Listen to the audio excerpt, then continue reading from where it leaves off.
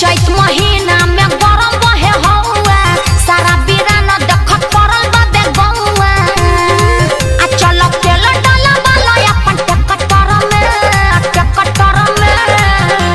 अरे भौजी हमार ट्रैक्टर में इतना तेल है कि तार गेहूं के आटा बना के निकाल दी। अच्छा अरे आबाया दबरू पर असर में आबाया दबरू पर असर में आटा गेहूं हमारा हर असर में आबाया दबरू पर असर में डाल गेहूं हमारा हर असर में।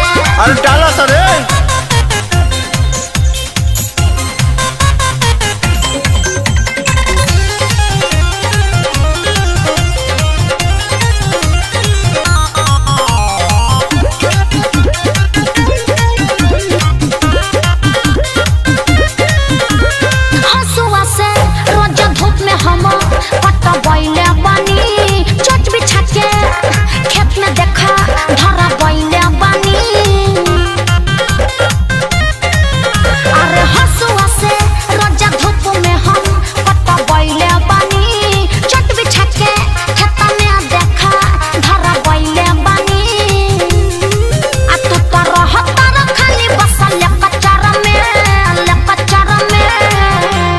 अरे में लेक्चर के क्या बात बा खोलो डाल देता नहीं। अच्छा बोझा बा हाँ अरे आबाया दबरू पर असर में आबाया दबरू पर असर में आटा गेहूं हमारा हर असर में आबाया दबरू पर असर में डाल गेहूं हमारा हर असर में डाल गेहूं हमारा हर असर में डाल गेहूं हमारा हर असर में।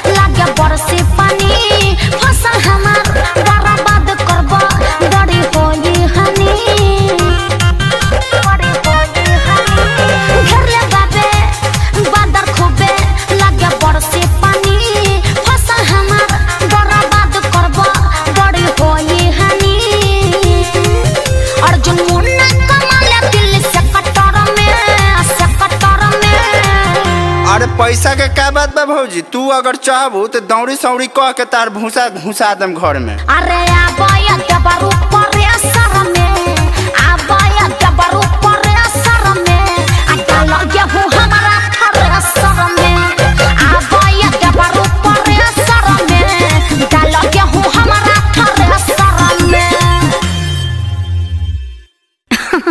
अरे पूरा इंडिया हिली बाबू खाली तू देखत जा। अरे आबाया दबरू